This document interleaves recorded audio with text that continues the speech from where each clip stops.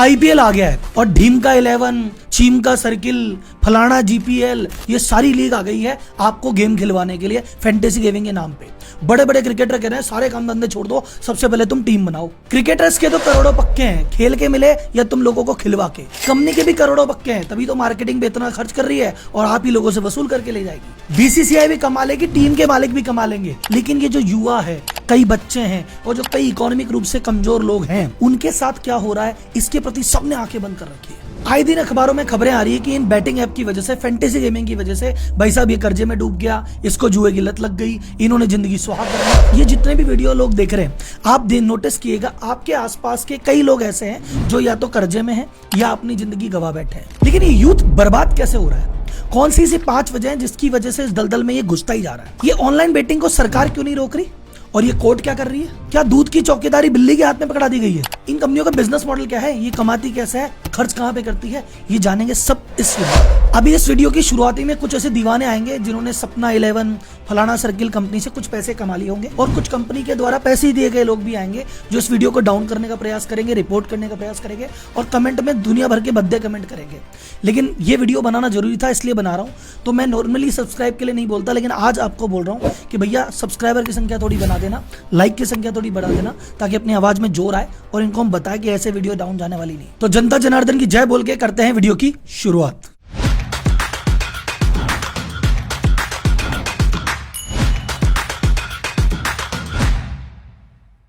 आइए कहानी सुनते हैं रवि की। ऑब्वियसली ये परिवर्तित नाम है। आर्मी में काम करते थे, दूर दराज के एरिया में पोस्टिंग थी, काफी समय अकेला बीतता था। किसी ने कह दिया 2018 में एक काम करो, एक बढ़िया सपना 11 करके ऐप आया है, यूनिकॉर्न से प्रॉफिट कमाता है, इस पे टीम बना लो, गेम चालू हो जाएगा। 50 रुपए से 1 करोड़ रुपए आसानी से कमा सकते हो। ये जो बात 50-100 रुपए से चालू हुई थी, धीरे धीरे हजारों रुपए तक पहुंच गई। जिस दिन गेम नहीं होता उस दिन भैया मन ही नहीं लगता। जब जीत गए तो और कमाने की चाहत, और अगर नहीं जीते तो भाई साहब जो लॉस हुआ उसको रिकवर करने की चाहत। ये बात 50-100 से पहुंच गई हजारों पे, 1000 से पहुंच गई लाखों पे। जिंदगी भर की सेविंग खत्म, क्रेडिट कार्ड लिए, उनका लोन चढ़ा लिया और टोटल कुछ ही सालों में 35 लाख का कर्जा हो गया। और ऐसे ही गुमसुम रहने लगे और एक दिन निकल गए रेलवे स्टेशन की तरफ। वो तो यूनिट के कुछ लोगों को पता चला, उनको वहां से पकड़ के लाए और बेंगलोर में क्लिनिक में डाला। जब 20 दिन उनका डी एडिक्शन का ट्रेनिंग हुई, मोबाइल से उनको दूर रखा गया, अब जाके वो थोड़ा कंट्रोल में है। ये कहानी मैंने मनगढ़ंत नहीं बनाई है। रेस्ट ऑफ द वर्ल्ड करके एक मैगजीन आती है जो इस प्रकार की टेक स्टोरी सुनाती है, उसमें पूरी स्टोरी कवर है। ये स्टोरी के अलावा ये वाला ट्वीट देखिए, ये वेंकी नाम के शख्स ने किया है कि मैं आपकी वजह से कर्जे में डूब चुका हूं, डेटर मेरे को हैरेस कर रहे हैं, मेरी 24 साल की एज है, मेरा जॉब, मेरी करियर, मेरी रेपुटेशन, मेरी फैमिली सब रिस्क पे है। और ड्रीम 11 को कह रहा है कि हमें बुरा लग रहा है, कोई बात नहीं, मेरे हेल्पिंग सेंटर पे जाके देख लो। ये सेकंड ट्वीट पढ़िए, कोई चंद्रशेखर, ये कहता है मैं आर्मी में काम कर रहा हूँ, 20 लाख से ऊपर का मेरे पास कर्जा हो गया है, ड्रीम 11 कुछ करो। और कह रही है इस हेल्पलाइन पे देखो, हम देखेंगे। और ये 2 ट्वीट मैंने एग्जांपल दिए हैं, आप गूगल पे सर्च कीजिए, ट्वीट की बहार है। आप में से भी कोई व्यक्ति है जिसने खुद ने, या आपकी नजर में कोई व्यक्ति है जो 11 या सर्किल या किसी भी बैटिंग ऐप के चक्कर में कर्जे में आ गया है, सेविंग खत्म हो गई है, या नुकसान में है, या उसकी लत में है, तो मुझे कमेंट बॉक्स में कहानी जरूर बताइए। ये कहानी लोगों तक पहुंचनी चाहिए। डॉक्टर रचना भार्गव जो एम्स में क्लिनिकल साइकोलॉजी की प्रोफेसर है, वो कह रहे हैं कि इस फैंटेसी गेमिंग आने के बाद से हमारे पास डेली के केसेस काफी संख्या में बढ़ गए और लोग शुरुआत में इलाज के लिए आते हैं, पर 2-3 विजिट के बाद आना ही बंद कर देते हैं शर्म के चक्कर में। बेंगलोर का एक ऑर्गेनाइजेशन है service for healthy use of technology, shut, उसके डॉक्टर मनोज शर्मा जी कहते हैं कि भाई साहब पिछले कुछ सालों में ये जो डेली आने वाले केसेस की संख्या 3 गुनी से ज्यादा हो गई है, क्योंकि इसको लत पालना आसान है, छूटना बहुत ज्यादा मुश्किल है। और जितने केस हमारे पास आ रहे हैं, इससे कई गुना केस ऐसे हैं जिन्हें पता ही नहीं है कि उन्हें लत लग चुकी है और वो आ ही नहीं रहे। 5 रीजन जिसकी वजह से यूथ इसमें आसानी से गिर जाता है। सबसे पहले एंट्री बैरियर बहुत लो है, कोई भी कर सकता है। आपको चाहिए एक मोबाइल, उसमें इंटरनेट और 50 रुपए, कर दो भैया शुरुआत। सेकंड रीजन है एक्सेसिव मार्केटिंग। देखो इंडिया में क्रिकेट धर्म है और क्रिकेटर भगवान है। ऐसे ही टॉप क्रिकेटर आके हर टीवी पे दिन में 50 बार आपको बोले भाई टीम बना, ये भी छोड़ वो भी छोड़, तू बस टीम बना ले, तो आदमी क्या करेगा? इस फैंटेसी गेमिंग की जो सबसे बड़ी कंपनी है, जो सबसे पहला यूनिकॉर्न था, इसका रेवेन्यू है लगभग 4000 करोड़ के आसपास, और इसने 2200 करोड़ रुपए का इन मार्केटिंग पे खर्चा किया है, जो कि होता है 6 करोड़ पर डे।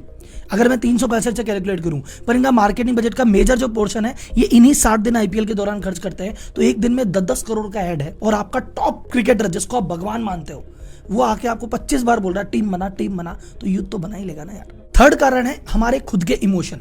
हर आदमी को एक इंटेलिजेंस बायस है कि मुझे तो सब आता है, अरे मैं तो इतने टाइम से क्रिकेट देख रहा हूं, अरे कोई बात है क्या। हमारे इंडियन की आदत है ना, सचिन को भी कहते थे अरे ऐसे थोड़ी मारना था यार, ऐसे लेना था, ऐसे सीधा क्यों मार दिया, टेढ़ा मारना था। तो हर आदमी को लगता है मैं इंटेलिजेंट हूं, मैं जानता हूं। और तो कंपनी कहती है तुम जानते हो तो खेलो, बताओ। तो वो बायस कि अरे ये तो मैं ही कर लूंगा, अरे तूने जीता, अरे इसने 100 रुपए जीते तो 500 तो मैं ही जीत लूंगा, इससे तो इंटेलिजेंट हूं। उस चक्कर में भाई साहब बहुत सारे लोग इसमें अंदर आ गए। चौथा आता है फियर एंड ग्रीड, जो कि यूनिवर्सल इमोशन है, चाहे शेयर मार्केट हो, चाहे रियल एस्टेट या कोई सी भी डील। हर आदमी के लालच भी है, थोड़ा सा डर भी है।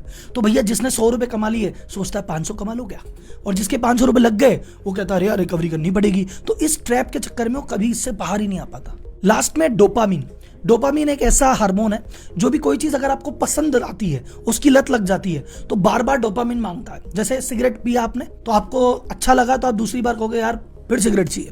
तो उसी प्रकार ये, एक बार आपने मैच जीता, अब आप चाहते हो कल कब आएगा 7:30 बजे, कल दोबारा मैच देखेंगे, परसों फिर देखेंगे। और जब ये मैच बंद हो जाता है तो आदमी कहता है क्रिकेट बंद हो गया, तो फुटबॉल पे, बेसबॉल पे, कबड्डी पे, इस पे उस पे सब जगह लगाता है, क्योंकि अब वो आदत पे फंस चुका है। 3 तरीके से ये हैबिट आपको डिस्ट्रॉय करती है। First, financial loss. एक तो बंदे की सेविंग खत्म हो जाती है, फिर कर्जे में डूब जाता है, आगे फ्यूचर में कमाएगा उसका मोटा पोर्शन तो पुराना ब्याज चुकाने में चला जाता है। सेकंड आता है प्रोडक्टिविटी लॉस। जो आदमी इस चक्कर में लग गया उसका किसी चीज में मन नहीं लगता, वो ऑफिस में जॉब भी कर रहा है पर उसका काम पे ध्यान नहीं है, वो कह रहा है कब 7:30 बजे, कब टीम बनाऊं, कब ये करूं। हर दिमाग में उसकी यही प्लान चल रहा है, इसको प्लेयर को ले लूं क्या, इसको हटा दूं क्या, यही न्यूज पढ़ता रहता है। तो उसकी प्रोडक्टिविटी जॉब में, बिजनेस में, या जो भी कोई व्यक्ति कर रहा है जहां पे काम करके आगे स्किल बना सकता था, आगे बढ़ सकता था, वो रुक जाती है और उसकी ग्रोथ परमानेंट डैमेज हो जाती है। थर्ड है लॉस ऑफ लाइफ। जब एक व्यक्ति जिसकी कमाई 20,000 रुपए महीना है, उस पर 20 लाख का कर्जा हो जाता है ना, उसको पता है ना तो मैं जिंदगी भर में कहीं चुका पाऊंगा, ना कोई मुझे उधार देगा, और मेरी बदनामी और हो जाएगी।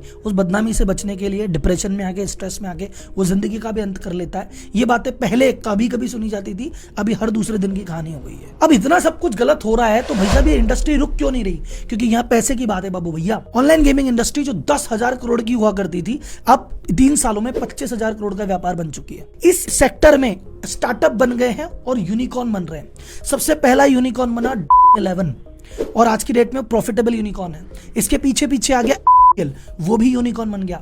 2 यूनिकॉर्न इस बिजनेस में निकल गए। इनकी कमाई आप इस तरह से देख लीजिए कि पिछले साल 11 की कमाई 2554 करोड़ रुपए थी, जो इस साल 3,874 करोड़, एक साल में 50% का जंप है। इनको इतना ज्यादा पैसा फॉरेन इन्वेस्टर ने दिया है कि 224 करोड़ रुपए तो मात्र ब्याज इनको मिला है, जो खाते में रकम पड़ी है उसका। और ये ऑफिशियली कहते हैं हमारे साथ 160 मिलियन लोग, यानी 16 करोड़ लोग हमारे साथ गेम खेलते हैं डेली। अब बात आती है, चलो सर गेमिंग इंडस्ट्री तो फलेगी फूलेगी, कोर्ट क्या कर रही है? कोर्ट के अकॉर्डिंग वैसे देखा जाए जितने भी तरह की बेटिंग है इलीगल है इंडिया में, लेकिन जब फैंटेसी गेमिंग बोल देते हैं तो बात पलट जाती है। उसको लेके क्लियर रेगुलेशन है ही नहीं। वो कहते हैं नहीं भैया ये तो है ना गेम ऑफ चांस थोड़ी है, ये तो गेम ऑफ स्किल है। आपको तो ये देखना पड़ता है कि कौन से पिच पे हो रहा है, कौन सा खिलाड़ी है, उसकी परफॉर्मेंस क्या है, सामने बॉलर कौन है। इतना स्किल लगा के टीम बनाते हैं, इसलिए चांस की बात थोड़ी है, सट्टा थोड़ी है, जुआ थोड़ी है, ये तो स्किल है, गेम है, इनको तो अलाउड है। बीच में एक हाईकोर्ट द्वारा इस पे बैन भी लग गया था, लेकिन सुप्रीम कोर्ट ने वो डिसीजन उल्टा कर दिया। सुप्रीम कोर्ट ने कहा नहीं भैया लीगल है। ये फैंटेसी गेमिंग को अलाउ करना है या नहीं करना है, ये स्टेट का सब्जेक्ट है। कई स्टेट ऐसे हैं जिन्होंने इस पे अभी भी बैन लगा रखा है, जैसे तेलंगाना, असम, उड़ीसा, आंध्र प्रदेश, सिक्किम और नागालैंड। यहाँ पे फैंटेसी गेमिंग पे भी बैन है। जब इस जुए की लत, बढ़ते डेट और इस तरह की सुसाइड की जब खबरें आई, तो इन फैंटेसी गेमिंग कंपनियों ने कहा कि भैया कुछ तो करना पड़ेगा, नहीं तो आज नहीं तो कल हम पे कुछ एक्शन हो जाएगा। तो इन्होंने कहा सुनो कोई बात नहीं, एक बोर्ड बना लेते हैं, federation of Indian fantasy sports, FIFS। इसका काम क्या है कि फैंटेसी गेमिंग को प्रमोट करेगा या फैंटेसी गेमिंग के थ्रू कुछ गलत काम ना हो उस पर ध्यान रखेगा। इसका हेड कौन है? ड्रीम 11। हम ही देख लेंगे, ये दूध की रखवाली हम ही कर लेंगे, हमारा नाम है बिल्ली नंबर 11। तो इनकी तरफ से एक बयान आया कि अरे नहीं क्या बात कर रहे हो, हम ऐसी चीज नहीं अलाउ करते। हमने क्या कर रखा है, 18 साल से नीचे के आदमी को तो मान ही नहीं देते, और जिस स्टेट में बैन है उस स्टेट के आदमी को भी नहीं लेते।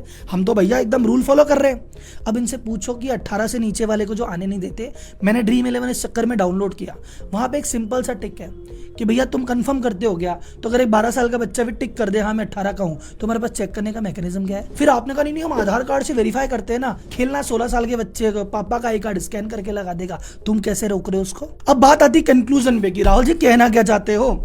मैं कहना चाहता हूं IPL एक खेल है जिसके उसके लिए भैया क्रिकेटर पैसा कमा रहा है उसको कमाने दो, टीम ओनर कमा रहा है उसको कमाने दो, एडवर्टाइजर को कमा रहा है उसको कमाने दो। ये आपका खेल नहीं है, आप बस उसको देखो, एंजॉय करो, खुश रहो और अगले दिन जाके अपने जॉब और बिजनेस जो आपका खेल है उसमें खेलो। आप वो गेम मत खेलो जिसमें और कोई मास्टर है। आपने सुना होगा इस प्रकार के गेमों में कि खेलने वाला हमेशा हारता है, खिलाने वाला हमेशा जीतता है, तभी ड्रीम 11 प्रॉफिट में है और आप सब लॉस में। ये राहुल जी थोड़ा बहुत तो खेलना है, 40-50 से क्या होता है, आपकी बात हम मानते हैं, लेकिन 40-50 से क्या होता है, 40-50 से आदत लगती है। यही 40-50 हजार जाएंगे और बाद में लाख पड़ जाएंगे। राहुल जी लेकिन मैंने तो खूब कमाया, आज कमाया ना, कल का क्या पता। तुम आज यहाँ से बाहर निकल जाओ तो कहोगे हमें कमा के बाहर निकला। जब तक तुम कमा के बाहर निकले नहीं हो तब तक भैया वो डाउटफुल है। कितना ही कमा लो, अगली बाजी में फिर दाव पे है वो। तो मेरा एक ही वर्ड में कंक्लूजन है, आईपीएल बस देखो, खेलो मत। खेलेंगे वो गेम जिसके हम मास्टर हैं। अगर ये पूरी वीडियो आप तक पहुंची और आपको लगता है कि यार ये वीडियो जन जन को देखनी चाहिए, इसको जितने ग्रुप में फॉरवर्ड कर सकते हो प्लीज करो। और इस वीडियो को पर्टिकुलरली लाइक जरूर करना, क्योंकि इस वीडियो पे भाई साहब इतनी बड़ी बड़ी कमियां हटाने का प्रयास जरूर करेगी। पर जितने ज्यादा लाइक होंगे, जितने ज्यादा सब्सक्राइबर इस वीडियो से बढ़ेंगे, उतना ज्यादा चांस बनता है कि वीडियो लंबे समय तक यूट्यूब पर रहे। तो ये छोटी सी दरखास्त है, मैं थोड़ा रिस्क ले रहा हूँ, थोड़ा सा प्यार आप भी दिखाओ। धन्यवाद, जय हिंद।